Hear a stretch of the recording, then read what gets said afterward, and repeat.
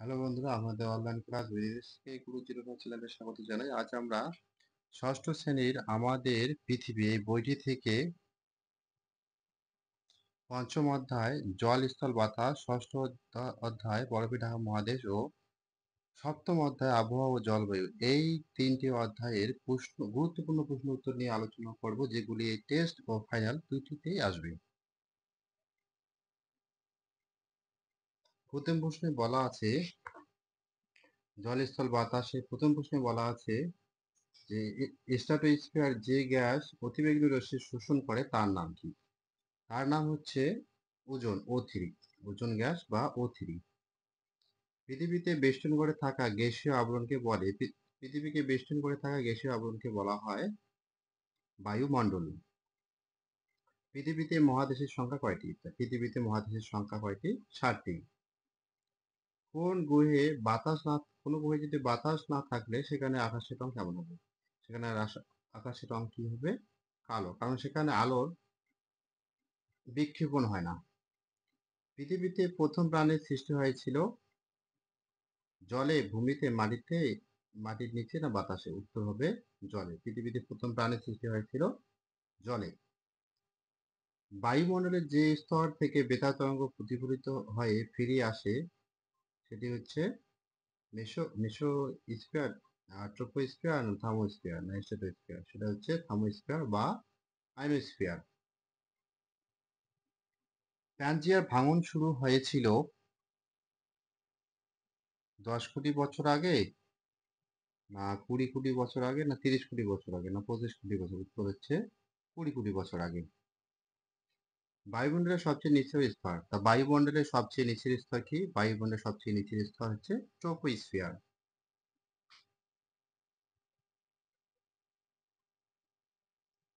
দুই দাগে প্রশ্নে বলা আছে পৃথিবীর তৃতীয় বৃহত্তম মহাসাগর।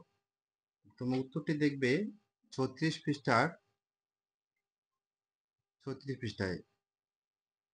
পৃথিবীর তৃতীয় বৃহত্তম মহাসাগর হচ্ছে ভারত মহাসাগর। তো তোমরা এই জায়গায় লিখবে ভারত মহাসাগর। 3 দাগে বলা আছে পৃথিবীতে প্রথম প্রাণের আবির্ভাব হয়েছিল প্রায় 1.5 কোটি বছর আগে। উত্তরটি দেখবে 33 পৃষ্ঠায়। প্রায় 350 কোটি বছর আগে জলেই পৃথিবীতে প্রাণের আবির্ভাব হয়েছিল। তাহলে উত্তরটি হবে পৃথিবীতে প্রথম প্রাণের আবির্ভাব হয়েছিল প্রায় 350 কোটি বছর আগে। 4 থেকে প্রশ্নে বলা আছে প্রতি 1000 মিটার উচ্চতায় তাপমাত্রা কমে 1.5 ডিগ্রি সেলসিয়াস হারে। তো তোমার উত্তরটি দেখবে 31 পৃষ্ঠায়। প্রতি 1000 মিটার উচ্চতায় 6.5 ডিগ্রি সেলসিয়াস হারে তাপমাত্রা কমে। তো উত্তর এই জায়গাটা হবে 6.5 ডিগ্রি সেলসিয়াস।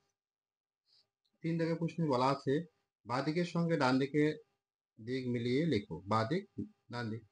বাড়িমণ্ডল, বাড়ি মানে কি? জল, তাহলে কি বাড়িমণ্ডল? তাহলে কি হবে? জল চক্র। মহাকাশ,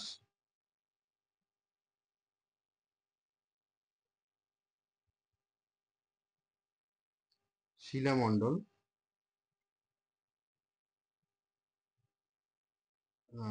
মহাকাশ হবে এক্সোস্ফিয়ার, বায়ুমণ্ডল হবে শিলামণ্ডল, বেতার তরঙ্গ হবে আয়নোস্ফিয়ার, আর ওজোন গ্যাসের বিন্যাস হচ্ছে মানুষ। 4 দিকে প্রশ্নে বলা আছে নিচে বিবৃতিগুলি শুদ্ধ না অশুদ্ধ লেখো। পৃথিবীর গভীরতম স্তরটি হলো শিলামণ্ডল, এটি ভুল। বায়ুমণ্ডলে স্ট্রাটোস্ফিয়ার স্তর দিয়ে জেট প্লেন চলাচল করে, এটা ঠিক। 4-3 বলা আছে মানুষের নানা কাজের ফলে বর্তমানে বিশ্বের উষ্ণতা বাড়ছে না, মিথ্যা। 2-4 নীল নদ পৃথিবীর দীর্ঘতম নদী, এটা সত্য।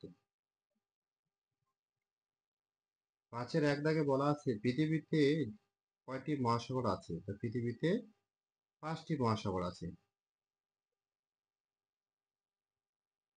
তোমরা পাঠ্য বইয়ে 36 পৃষ্ঠা দেখবে সুমেরু মহাসাগর, প্রশান্ত মহাসাগর, আটলান্টিক মহাসাগর, ভারত মহাসাগর, সুমেরু মহাসাগর, টোটাল 5টি মহাসাগর। 5-2 দাগে বলা আছে ভূপৃষ্ঠের উত্তাপ সবচেয়ে বেশি শোষণ করে বায়ুমণ্ডলের যে স্তর তার নাম লেখো। তা স্তরটির নাম হচ্ছে ট্রপোস্ফিয়ার।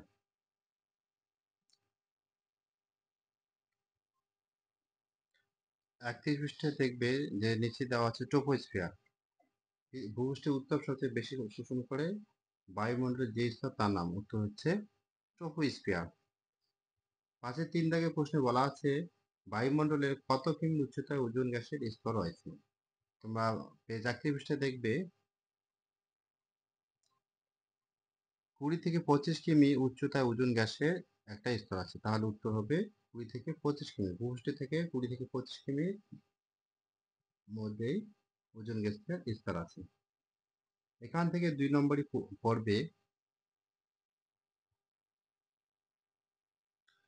নীল। পৃথিবীকে নীল গ্রহ বলা হয় কেন? বায়ুমণ্ডল কাকে বলে? 33 পৃষ্ঠায় কিন্তু আছে নীল গ্রহ কাকে বলে আর বায়ুমণ্ডল কাকে বলে। 34 থেকে পড়বে জলচক্র কাকে বলে। আর 35 পৃষ্ঠায় পড়বে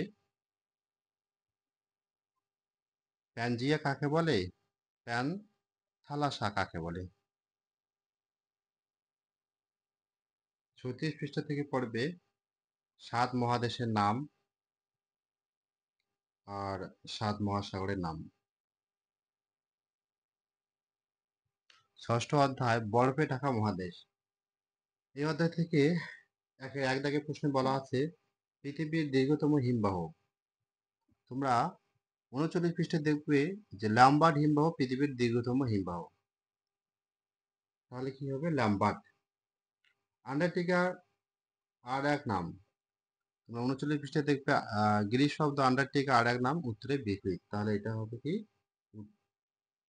না, আন্টার্কটিকা আর এক নাম এখানে দেওয়া আছে সাদা মহাদেশ। তাহলে এই জায়গা কি হবে? সাদা মহাদেশ। আন্টার্কটিকা আর এক নাম সাদা মহাদেশ। আর আন্টার্কটিকার অর্থ হচ্ছে উত্তরের বিপরীত। উত্তর মেরু অঞ্চলের বাসিন্দা হলো, তাহলে উত্তর মেরু অঞ্চলের বাসিন্দা হলো কি লিখবে? মেরু ভালুক। পৃথিবীর শীতলতম স্থানের নাম হলো কি? ভস্টক। তোমরা 40 পৃষ্ঠায় দেখবে ভস্টক হলো রাশিয়া গবেষণা কেন্দ্র। ভস্টক হলো সর্বনিম্ন তাপমাত্রা -89.2 ডিগ্রি সেলসিয়াস। এটি পৃথিবীর শীতলতম স্থান। তাহলে 2-1 দাগে বলা আছে পৃথিবীর শীতলতম স্থানের নাম নাম তোমরা লিখবে ভস্টক। তোমরা 41 পৃষ্ঠায় দেখবে লেখা আছে আন্টার্কটিকার একমাত্র স্থায়ী বাসিন্দা পেঙ্গুইন। তাহলে 2-2টা কি হবে? আন্টার্কটিকা একমাত্র স্থায়ী বাসিন্দা, এটা এই জায়গায় লিখবে পেঙ্গুইন। 2-3 দাগে বলা আছে ড্যাশ হলো আন্টার্কটিকার সর্বোচ্চ শৃঙ্গ। তোমরা 39 পৃষ্ঠায় দেখবে ভিনসন ম্যাসিভ আন্টার্কটিকার সর্বোচ্চ শৃঙ্গ। তাহলে 2-3 দাগে লিখবে তোমরা ভিনসন ম্যাসিভ হলো আন্টার্কটিকার সর্বোচ্চ শৃঙ্গ। 3 দাগে প্রশ্ন দেওয়া আছে নিচের বিবৃতিগুলি শুদ্ধ না অশুদ্ধ লেখো। 3-1 দাগে বলা আছে আন্টার্কটিকার জীবন্ত আগ্নেয়গিরি মাউন্ট এরেবাস। তাহলে তোমরা 39 পৃষ্ঠায় দেখবে মাউন্ট এরেবাস আন্টার্কটিকার জীবন্ত আগ্নেয়গিরি। তাহলে এটা কি সত্য? 3-2 দাগে বলা আছে আন্টার্কটিকা স্থায়ী বাসিন্দা পেঙ্গুইন পাখির প্রধান খাদ্য শিল। তোমরা 41 পৃষ্ঠায় দেখবে লেখা আছে মাছ কিল হলো পেঙ্গুইনের প্রধান খাদ্য। তাহলে আন্টার্কটিকার স্থায়ী বাসিন্দা পেঙ্গুইন পাখির প্রধান খাদ্য কি? শিল। তাহলে এটা কি মিথ্যা হবে? লেখা আছে মাছ ও krill আর এই জায়গায় লেখা আছে শিল। তাহলে এটা কি হবে? মিথ্যা। তারপর 4 দাগে প্রশ্ন আছে নিচের প্রশ্নগুলির এক কথায় উত্তর দাও। 4-1 দাগে বলা আছে আন্টার্কটিকা শব্দের অর্থ কি? তাহলে তোমরা 39 পৃষ্ঠার উপরে দেখবে গ্রিক শব্দ আন্টার্কটিকার এর অর্থ উত্তরের বিপরীত। তাহলে আন্টার্কটিকা শব্দের অর্থ কি? তোমরা লিখবে উত্তরের বিপরীত। তাই 2 থেকে প্রশ্নে বলা আছে পৃথিবীর শীতলতম মহাদেশের নাম কি? তাহলে 4-2 থেকে পৃথিবীর শীতলতম মহাদেশের নাম কি? তাহলে শীতলতম মহাদেশের নাম হচ্ছে আন্টার্কটিকা। তারপর 4-3 থেকে বলা আছে krill কি? তোমরা 41 পৃষ্ঠায় দেখবে আন্টার্কটিকা সমুদ্র চিংড়ি জাতীয় krill এর ভর্তি।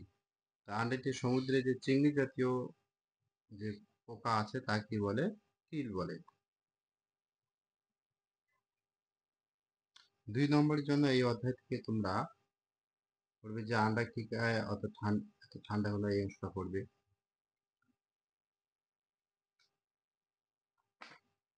42 পৃষ্ঠা থেকে তোমরা পড়বে এই অংশটা।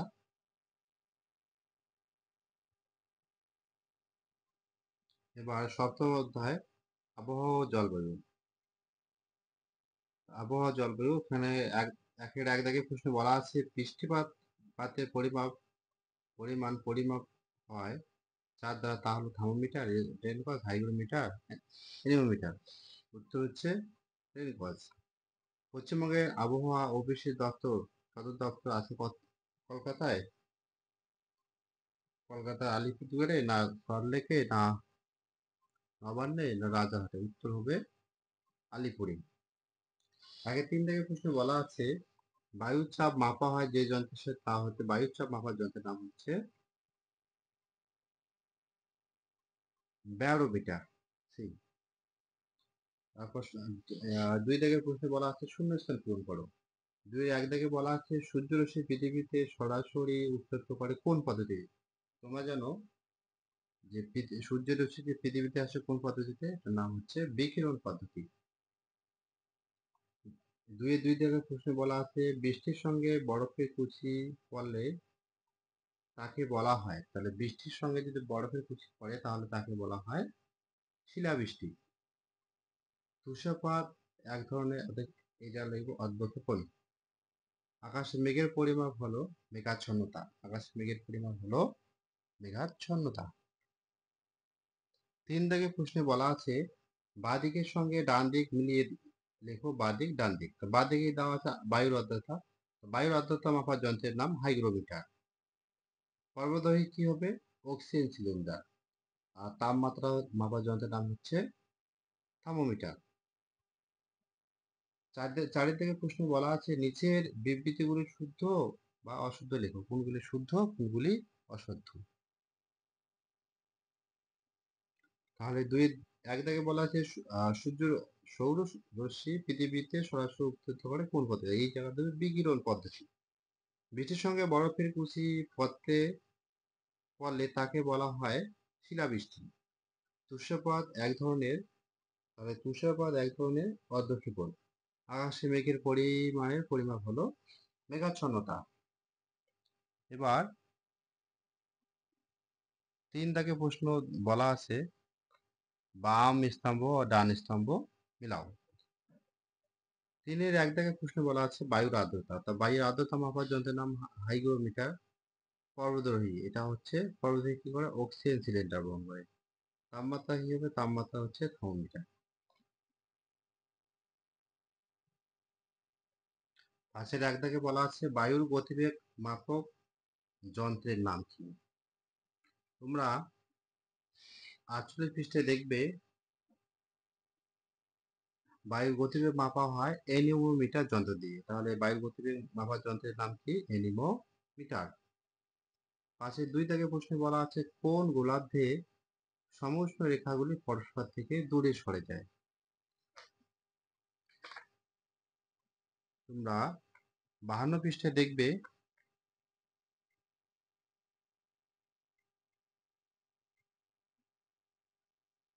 উত্তর গোলার্ধে চেয়ে দক্ষিণ গোলার্ধে জলভাগ বেশি থাকায় এই গোলার্ধের সমুষ্ণ রেখাগুলো দূরে অবস্থান করে। তাহলে কোন গোলার্ধে পরস্পর থেকে দূরে অবস্থান করে? তাহলে তোমরা লিখবে দক্ষিণ গোলার্ধে। 6-1 দাগে প্রশ্ন বলা আছে অ্যালবিডো কাকে বলে? তোমরা ৪৯ পৃষ্ঠে দেখবে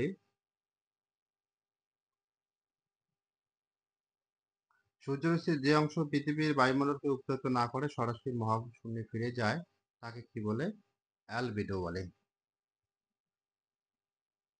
৬.২ থেকে প্রশ্নে বলা আছে দৈনিক উষ্ণতার প্রসার কাকে বলে? তোমরা পাঠ্য বইয়ের ৪৭ পৃষ্ঠে দেখবে কোনো স্থানে একদিনের সর্বোচ্চ ও সর্বনিম্ন তাপমাত্রার পার্থক্য হলো ওই স্থানের দৈনিক উষ্ণতার প্রসার বা পার্থক্য।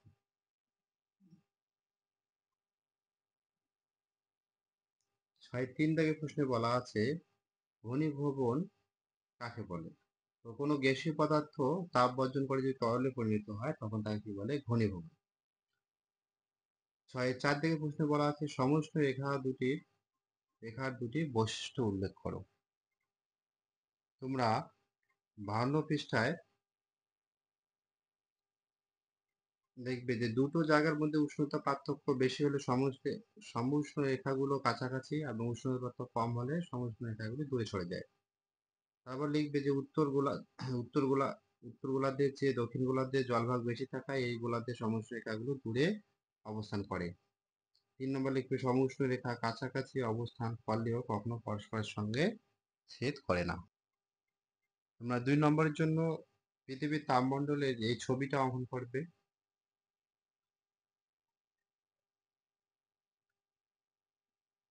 তারপর পতন কোণ কাকে বলে পড়বে সূর্যরশ্মি পতন কোণ। সূর্যরশ্মি পৃথিবী পৃষ্ঠের সাথে যে কোণ তৈরি করে তাকে বলে সূর্যরশ্মি পতন কোণ।